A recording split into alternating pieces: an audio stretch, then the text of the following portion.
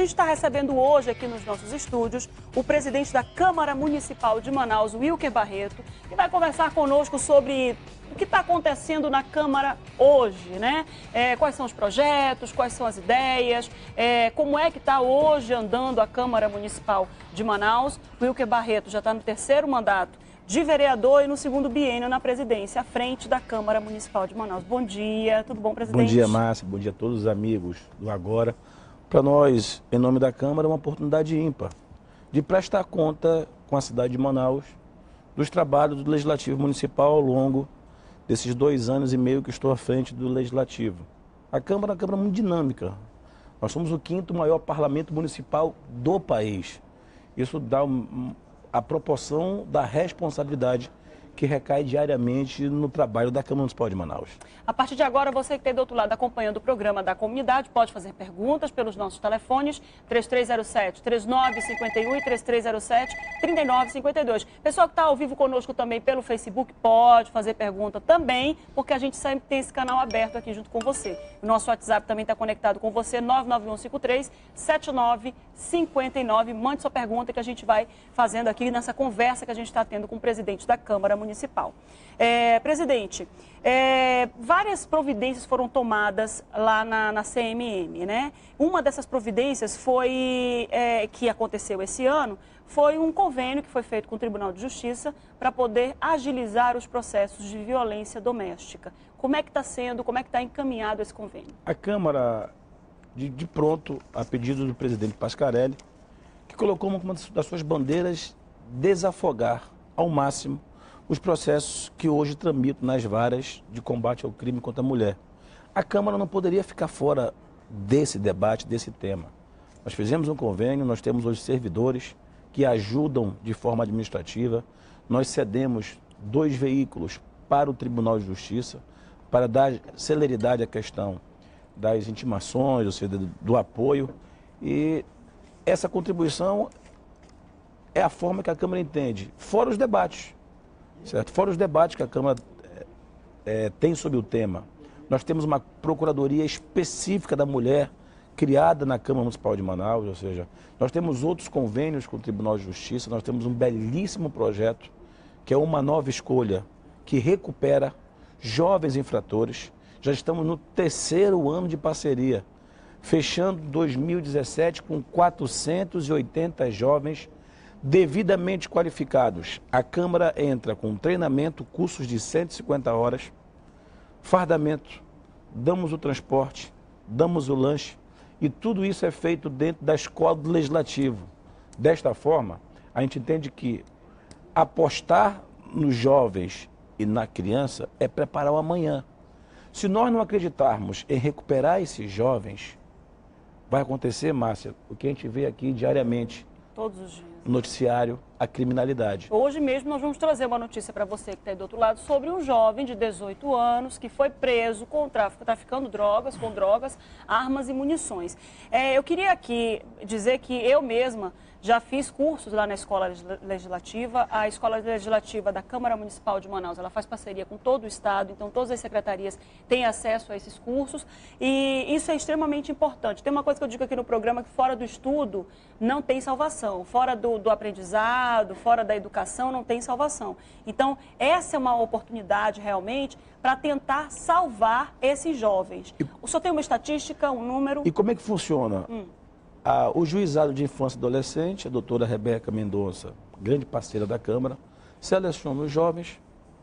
A Escola Legislativa, a vereadora Léa Alencar, cuida de toda essa parte pedagógica, treinamento, acompanhamento. Nós trabalhamos a questão da empregabilidade. Esse projeto, em 2016, ganhou um prêmio nacional entre as escolas legislativas do Brasil. E nesse ano concorre ao prêmio Inovare, certo? Uma parceria vitoriosa que eu tenho certeza que os futuros presidentes iniciou na gestão da presidente, na época desembargadora Graça Figueiredo, e no 2º ano já estamos com o presidente Pascarelli renovando esse projeto, ou seja, são situações, isso é um braço social da Câmara, isso a sociedade manauara desconhece, esse lado social que exerce hoje, e isso eu tenho a felicidade de ter iniciado no meu biênio como presidente. E é importante a gente conversar sobre isso, porque as pessoas às vezes veem os vereadores, os deputados estaduais, o político muito inacessível. E dentro daquele mundo que é a plenária, que são as reuniões que são feitas para poder se discutir as decisões do Poder Legislativo, meio que afastado da sociedade. Então, é importante nós conversarmos e nós colocarmos em pauta esses projetos sociais para poder dizer que a administração ela puxa para dentro da casa essa obrigação de fazer parte dessas soluções sociais, não é isso, presidente? Até o final do meu biênio, acredito que vamos chegar próximo de 600 jovens devidamente qualificados, ou seja, um número bastante expressivo. Acredito que isso passa a ser um programa perene da Câmara Municipal de Manaus com o Tribunal de Justiça, independente dos seus presidentes. Acredito que quando um projeto é bom, ele deixa a ser de governo e passa a ser de Estado. Não tenho dúvida disso, que isso vai ser uma marca social da Câmara, fora a sua atribuição diária de discutir os problemas da metrópole de Manaus. Tem uma outra decisão também, um outro posicionamento da Câmara Municipal de Manaus com relação aos seus aposentados. Faz parte da gestão atual, né, da sua gestão da Câmara Municipal de Manaus, estabelecer aí um compromisso com esses aposentados. A gente sabe que o servidor público, quando ele chega no período de se aposentar, ele tem uma série de licença-prêmio. Licença-prêmio é aquela que a cada 5 anos ele ganha 3 meses, sem prejuízo do salário, de licença do seu trabalho, né? E ele ganha uma série de benefícios e na hora de se aposentar, simplesmente o Recursos Humanos vira para ele, o RH vira para ele e fala: goze todas as suas licenças e só então se aposente. E acaba que o servidor que trabalhou a vida inteira acaba trabalhando ainda mais para poder não perder esses direitos. Qual é o posicionamento da Câmara com relação a isso? A Câmara lançou agora, no mês de maio, o PAV, que é o Programa de Aposentadoria Voluntária Incentivada. Márcia, nós temos sempre mais de 120 servidores que já estão aptos a se aposentar. Muitos deles, para não ter a sua renda declinando, trabalham por causa do abono permanência. Qual é o projeto da Câmara? Dá todo o direito para o servidor, que passou uma vida toda contribuindo para com a sociedade. E esse direito resgata situações como férias não pagas, licença-prêmio não pagas, o RV, ou seja, nós estamos levantando tudo o que tem de direito o servidor. E nós vamos, dentro da minha gestão, honrar com todos esses compromissos. Não é justo um servidor passar uma vida toda recebendo um valor e quando vai se aposentar, esse valor cai pela metade. Justamente no momento que ele mais precisa. Então nós estamos buscando resguardar todos os direitos. Isso nunca ocorreu, um plano de aposentadoria voluntária incentivada na história da Câmara. Então eu acredito que vamos dar oportunidade para essas pessoas de ter o seu direito resguardado, de ter os seus direitos pagos. E com isso, quando o servidor vai para a aposentadoria, vai para Manaus Prev, permite para aqueles servidores que vão ficar, desonerar a folha para você fazer para o futuro planos de cargos e carreiras que vise a carreira do servidor. Então, acredito muito nesse sucesso. O prazo de adesão finda agora, final de junho, obviamente tem um período de adesão. Tenho certeza absoluta que muitos servidores vão procurar. A aposentadoria não é o fim da vida. São novos desafios. De nova vida. Novos desafios. Eu tenho certeza absoluta que a experiência adquirida por eles vão contribuir para outras frentes, certo? Eu tenho certeza absoluta que faz parte do ciclo da vida. Eu estava ouvindo na rádio que tem um programa do Sebrae, se eu não me engano, convocando gerentes aposentados, segurando gerentes aposentados, solicitando que gerentes aposentados do Banco do Brasil se apresentassem para fazer consultoria financeira. Olha só que interessante. As pessoas passam uma vida inteira aprendendo na prática o que é o trabalho, estudando, se aperfeiçoando e tem muito a ensinar. E hoje em dia, com a expectativa de vida muito mais além do que a gente via na época da vovó, na época do vovô, tem muitos aposentados, isso já foi matéria, inclusive, já li isso em revistas nacionais, Tem muitos vovôs e muitas vovós aí que resolvem realizar sonhos da juventude na época em que está aposentado. Vai lá e termina uma faculdade de jornalismo, termina uma faculdade de letras, porque sempre sonhou em escrever um livro. Então, esse é o momento realmente que o aposentado sai do dia a dia do trabalho para começar uma nova vida e realizar seus sonhos, né? Eu acho que tratar o servidor com respeito faz parte do papel do gestor. Então, a Câmara permite, com esse programa, com esse plano, aquelas pessoas que todos eles com mais de 25 anos, 30 anos de contribuição, possam, obviamente, garantir aquilo que é de direito. Eu defendo a teoria que você não pode tirar o direito de quem adquiriu ao longo de uma vida. E o PAV vem para resgatar isso, se Deus quiser. Você que está do outro lado acompanhando o programa da comunidade, hoje nós estamos recebendo aqui nos nossos estúdios o presidente da Câmara Municipal de Manaus, Wilker Barreto, que está conversando com a gente sobre todos os assuntos, e essa é uma oportunidade que você que está em casa tem para fazer pergunta, para tirar dúvidas, fazer questionamentos para o vereador Wilker Barreto, que também é vereador, claro, porque ele está lá à frente da Câmara Municipal de Manaus. Como é que estão as contas da Câmara Municipal de Manaus? Olha, eu sou o primeiro presidente da história que não teve superávit, porque a economia está aí, fato. Tanto é, Márcia, que o meu primeiro ato administrativo, à frente da presidência da Câmara em 2015, foi realinhar todos os contratos da Câmara. Não é que estavam majorados, mas renegociá-los. Eu estou, vereador, o que eu sou economista. Minha formação é economia e era muito visível que a crise ia ficar severa. Chamei todos os fornecedores, uns contratos eu cancelei e outros eu realinhei, certo?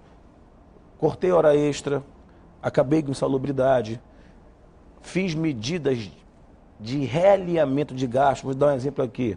A Câmara tinha 8 tipos de impressoras diferentes e consumia R$250 mil por ano de cartuchos e toner.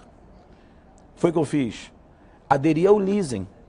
Peguei uma marca, unifiquei todas as marcas, certo? Manutenção gratuita, aparelho novo, por R$104 mil. Só nessa manobra de gestão, eu economizei R$150 mil por ano.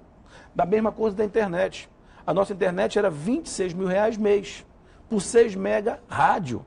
Licitei, aumentei para 100 megas, fibra ótica, por 14 mil. R$12 mil por mês de diferença não é 12 mil, é 12 vezes 12. Exatamente. Então a gente foi fazendo medidas, vamos fazer a conta anualmente, medidas, né, mitigadoras, porque hoje, quem não busca diminuir o custo para aumentar a capacidade de investimento, não sobrevive na crise de hoje. Então a Câmara hoje, ela tem uma saúde financeira controlada. Nós estamos implementando a Câmara Digital. Nós somos o segundo parlamento no Brasil, totalmente online. Só o Senado da República tem essa tecnologia. Isso foi fruto de um convênio com a Secretaria Municipal de Finanças. A Câmara fez tanto esforço, tanto trabalho de gestão, que nós demos um grande exemplo histórico para Manaus. Nós repassamos para a Prefeitura reformar a mini Vila Olímpica de Santo Antônio, abandonada há uma década. Que hoje você vai na Câmara, o estacionamento é usado pelos servidores daquela casa, ou seja, construímos o auditório Osânia dos Reis, tiramos a ISO 14001, nós somos o único prédio público no Brasil, no Amazonas, melhor dizendo, que tem o selo verde. Tiramos o Habits da Câmara, um dos poucos prédios públicos de Manaus que tem o Habits. Criamos a Brigada de Incêndio, ou seja, nós tivemos conquistas administrativas ao longo desses 2 anos e meio. Arrumou a casa, né? Não que ela estivesse desarrumada, mas tinha alguns ajustes que tinham que ser feitos. Nós regulamentamos situações que estavam historicamente sem ser enfrentadas. A ISO hoje é uma realidade. Aí como é que a casa ia fazer fiscalização nos prédios? Nós temos uma casa legislativa, ou seja, nós temos a obrigação de cumprir leis. Então hoje eu vejo uma Câmara que debate diariamente e não se acovarda. Todos os segmentos que foram à Câmara reivindicar audiências foram atendidos. Nós não temos histórico de nenhum escândalo da Câmara nesses últimos 2 anos e meio. Não temos nenhum histórico de escândalo. Ou seja, foi a Câmara que tem realmente um consumo de café na ordem de R$80 mil ano, que dividido por 12 dá 7 mil, mas é a Câmara que cortou o leite. A Câmara gastava R$150 mil por ano de leite. Quando eu entrei na Câmara, eu falei, não, café... Leite para os adultos? Já precisa... porque café com leite para os servidores, visitantes, audiências públicas. Eu falei, o que foi que eu fiz? Não, o leite a gente consegue sobreviver, o café é padrão em qualquer repartição pública. O café não tem como, não é? Então, por exemplo, são medidas dessa natureza que você consegue economizar para poder investir. Aí cada servidor leva sua latinha, né? Assim que a gente faz. Todo mundo se acostumou. Eu, particularmente, se acostumou o seguinte, a questão do café. O presidente também toma café preto, puro. Eu, particularmente, eu gosto mais do café. Do café então, preto. mas, por exemplo, são medidas desta natureza, mas que a gente vai economizando aqui. Diminuímos muito, mas muito o uso do papel. Que isso foi uma das condições para a nossa certificação ISO 14001, que é o essa selo preocupação verde, também com o o meio ambiente. né? A nossa ZTE, que é a Estação de Tratamento de Esgoto, totalmente certificadas, ou seja, hoje nós temos o AVCB, que é o documento do bombeiro, que diz que a Câmara Municipal de Manaus está apta a receber mais de 1.000 pessoas por dia, porque nós temos servidores e visitantes, ou seja... Então nós tem temos... a escola legislativa também, então, que faz com que transitem por ali, né? Dezenas de pessoas. Então nós temos, graças a Deus, conquistas administrativas,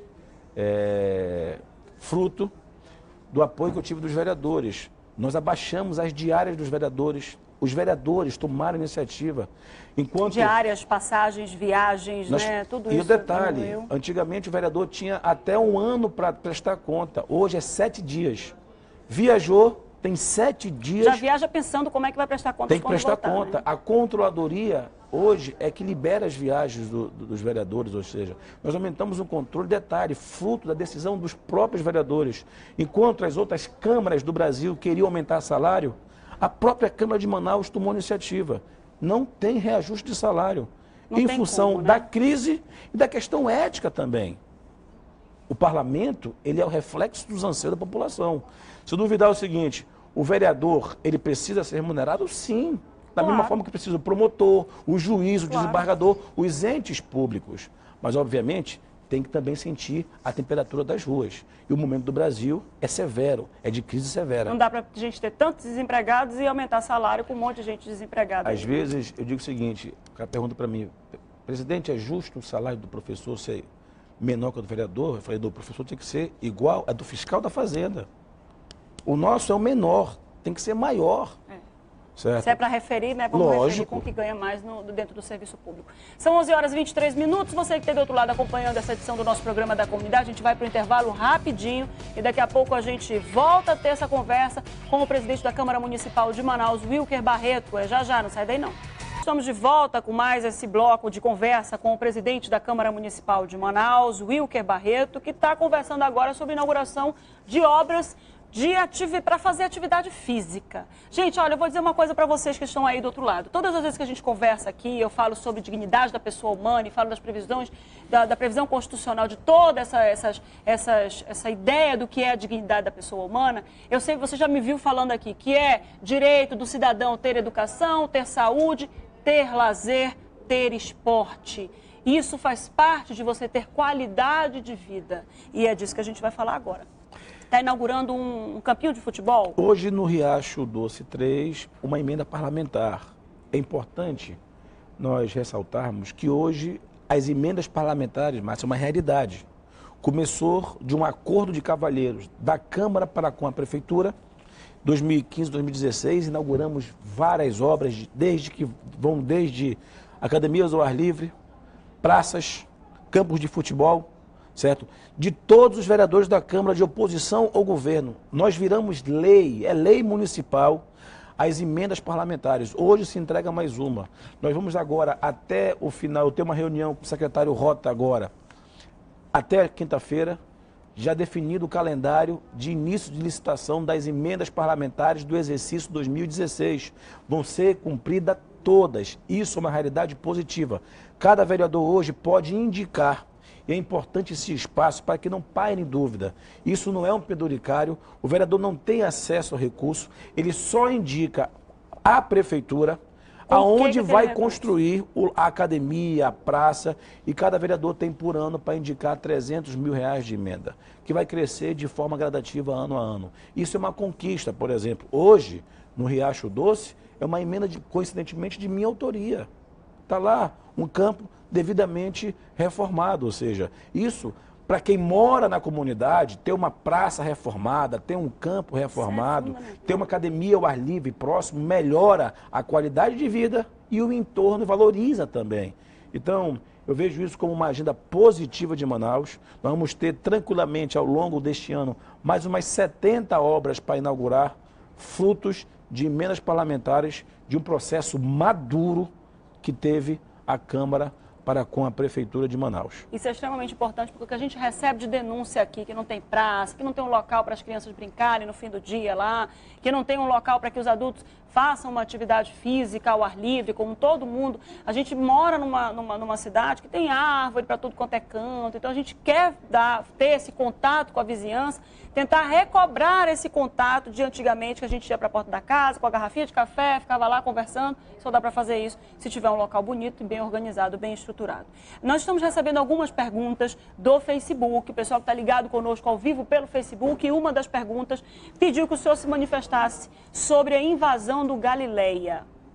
Olha, é um assunto ácido, mas é inevitável. Eu sou muito franco. Eu sou contra a invasão, mas existe um grande déficit habitacional, certo? Mas isso não podemos usar como pretexto para sair invadindo a cidade. Manaus hoje paga um preço muito alto pelo crescimento desordenado. Porque quando invade não deixa espaço para a creche, não deixa espaço para a escola, a UBS. Tem que entrar o saneamento, tem que entrar o pavimento, tem que entrar uma série de infraestruturas. Eu acho que essa matriz ficou no passado. Obviamente, a questão do déficit habitacional tem que ter um esforço concentrado. Governo federal, governo estadual e prefeitura juntos para enfrentar o déficit que só em Manaus é de 100 mil casas. Então, eu vejo com muita preocupação, porque hoje a invasão, a prefeitura não pode entrar. Depois de 5 anos, se não tiver nenhuma reintegração de posse, é que o poder público, porque senão se o poder público entrar amanhã, está incentivando e o Ministério Público, a juíza, entra contra a prefeitura. Então eu vejo com muita preocupação a questão da volta da política de invasão, como eu sou um ferrenho crítico daquela invasão da Cidade das Luzes que tentaram fazer. Só lembrando a cidade de Manaus. Se aquela invasão se consolidar, nós vamos perder a praia da Ponta Negra. Por quê, Wilker? Porque é muito simples. Aquela bacia do Tarumã, o famoso laguinho, na vazante, a água passa pela frente da Ponta Negra. Se aquela invasão, que tinha a previsão de 6 mil casas, se consolidar, nós vamos perder a nossa famosa praia da Ponta Negra e nós não podemos ser passivos em relação a isso. Não dá pra ser. Então nós temos que ter posicionamentos firmes. O político tem que ter a coragem de falar a verdade. Nesse item, eu sou bastante crítico. A gente precisa se posicionar. Todo cidadão também como um todo. Não estou falando só do político, não estou falando só do presidente da Câmara que está aqui conversando. Eu também já me manifestei aqui no programa, inclusive já disse, na época da Cidade das Luzes, tinha repórter nosso lá, estava falando que também era contrário. Por quê? Eu me lembro que naquela época eu estava passando na frente de uma sapataria e tinha uma moça lá que eu já conhecia há algum tempo e ela disse: Márcia, me diz uma coisa, a minha sogra comprou um terreno, olha só, comprou um terreno de 5 mil reais na Comunidade das Luzes, é uma invasão. Pressupõe-se que todo mundo está lá conseguindo sua parte do terreno ali sem pagar nenhum valor. Comprou um terreno de 5 mil reais na Comunidade das Luzes, fez um supermercado, ela vai perder tudo? Eu falei, ela não teve nada, nada dali é dela. Ela vai ter que sair de lá e ela vai ter que, se for o caso, pedir o dinheiro de volta de quem vendeu o terreno para ela. Ela ficou sem nada, porque o terreno foi reintegrado, teve a reintegração de posse, né? Teve a desapropriação, ou melhor, né? Desapropriação de todo mundo que estava ali, e a senhora lá perdeu os 5 mil reais dela que ela tinha pago não sei para quem, e ficou sem o comércio. Então, gente, invasão traz tudo, traz isso e traz muito mais. Traz falta de saneamento, traz falta de creche, traz falta de posto de atendimento, traz tudo isso. Então, invasão nunca é uma boa alternativa para quem está sem terreno. Vamos lá. Tem uma outra pergunta também do pessoal do Facebook, que é da comunidade do Acari. Acará, desculpa, conheço Acará. bem, que eles estão querendo fazer uma interligação, é isso? O Acará é um loteamento particular certo? Muito colado ali à Avenida das Torres, certo? Das Flores, melhor dizendo, a nova Avenida das Flores. Como a Avenida das Flores é uma rua, é uma avenida estadual, para a prefeitura fazer a alça de acesso, ela precisa da autorização da CEINFRA. Já estive lá, certo? Sem autorização da CEINFRA, a prefeitura não pode ligar o Acará àquela avenida, porque por se tratar de uma avenida estadual. Obviamente os moradores têm consciência disso. O que podemos fazer é mediar essa questão junto à CEINFRA, porque o problema não é fazer auto de acesso, é coisa de 150 metros para ligar. A CEMIF está à disposição, mas sem autorização da CEINFRA, que é um órgão estadual, a prefeitura não pode intervir. Vamos lá, presidente da Câmara Municipal de Manaus, a gente está aí vendo o nosso estado, conversando sobre muitos assuntos referentes ao nosso estado do Amazonas, e todos nós, como cidadãos, opinamos, vemos o que a gente pode melhorar com relação à segurança, a gente sempre pensa que pode melhorar com relação à saúde, e principalmente todas as vezes que a gente vê essa união de forças, e quando eu falo da união de forças, eu estou falando das esferas estadual, municipal e federal, como é que o senhor vê hoje para o estado do Amazonas, para melhorar a situação como um todo do estado do Amazonas, essa parceria governo-prefeitura? Importante, eu acho importante. Quando a prefeitura e o governo se distanciam, quem perde é a sociedade. É quase que impossível, Márcia, para um prefeito assumir todas as demandas da metrópole de Manaus. Lembramos que também o morador de Manaus tem direito ao recurso do Estado. 55% do Amazonas mora aqui. Então, irmanados, prefeitura e governo, quem ganha é a sociedade. Sempre defendi isso. Vi como um gesto de grande maturidade do governador interino Davi e do prefeito, discutindo juntos os desafios gigantescos que tem essa metrópole. Por exemplo, a gente vê uma nova invasão surgindo e a gente não conseguiu ainda abrir um posto de saúde naquele bairro que já tem 14 anos de existência. E aquele que surge quer o mesmo direito daquele que tem 20 anos. Ou seja, Manaus cresce de forma horizontal, já passou da barreira faz tempo. E quanto mais horizontal é uma cidade, mais caro fica manter ela. Manaus tem mais de 15 mil ruas. Nós temos um índice pluviométrico de chuva gritante. Nós não temos drenagem. Mas, presidente, e os recursos públicos?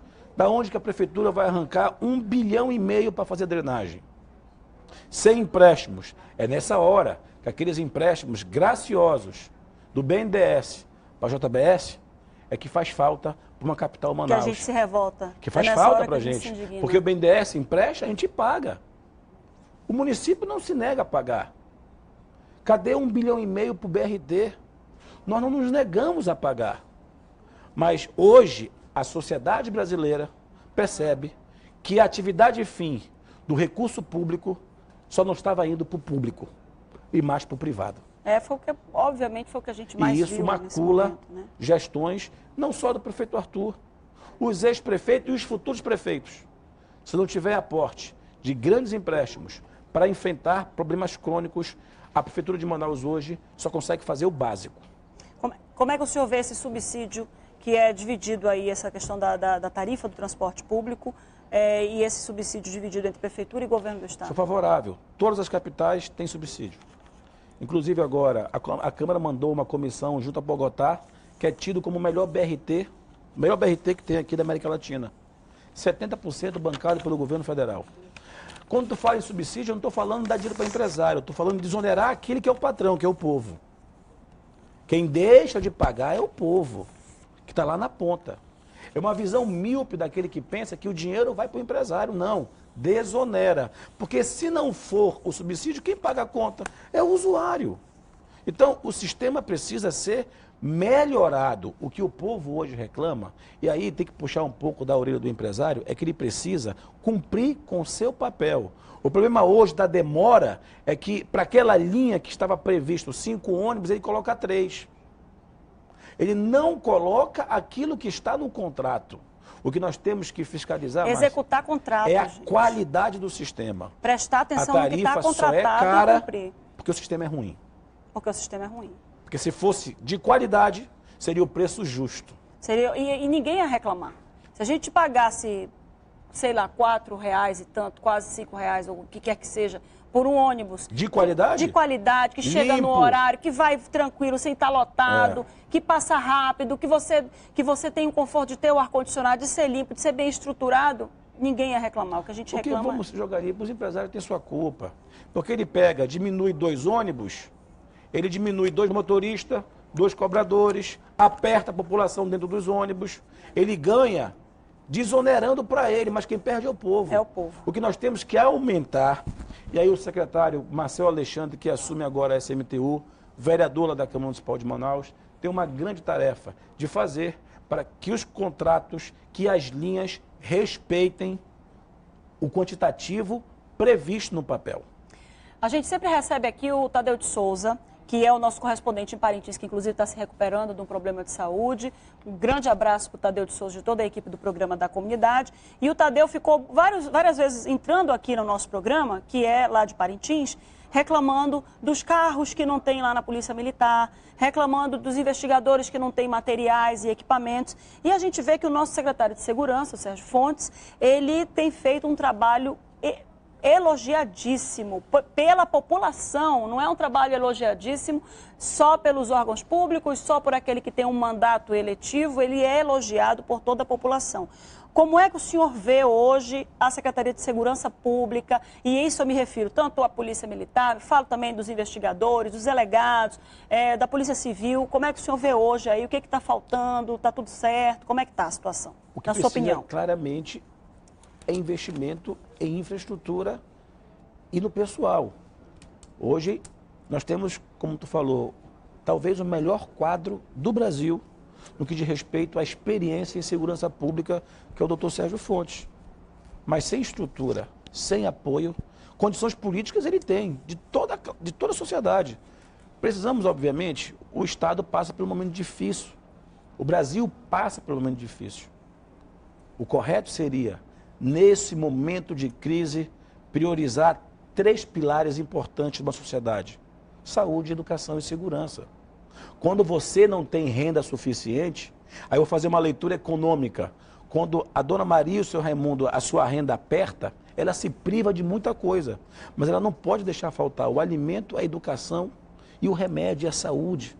Então, se o Estado não diminuir, se o Estado não rever contratos, se o Estado não se realinhar, nós vamos ter uma meia segurança, nós vamos ter uma meia saúde, nós vamos ter uma meia educação. Acaba que a gente não consegue ser bom em nenhum item, porque a gente quer abrir várias frentes ao mesmo tempo, como se nós estivéssemos no apogeu da renda, e nós não estamos no apogeu da renda. Nós estamos numa crise severa que vai perdurar agora, potencializada pela crise política, pelos próximos meses. Eu não consigo ver o Brasil vencendo essa etapa pelos próximos 12 meses. E ainda pior agora com outra crise política federal. Ainda pior agora. O desgoverno é terrível. É terrível. 11h42, nós recebemos hoje aqui no nosso estúdio o presidente da Câmara Municipal de Manaus, Wilker Barreto. E muito obrigada pela visita, muito obrigada pela conversa. Eu que agradeço a oportunidade, em nome da Câmara Municipal de Manaus, dessa oportunidade de falar de forma muito aberta. Eu sei que estou falando para grande Manaus e para várias cidades do interior. Nós estamos à inteira disposição.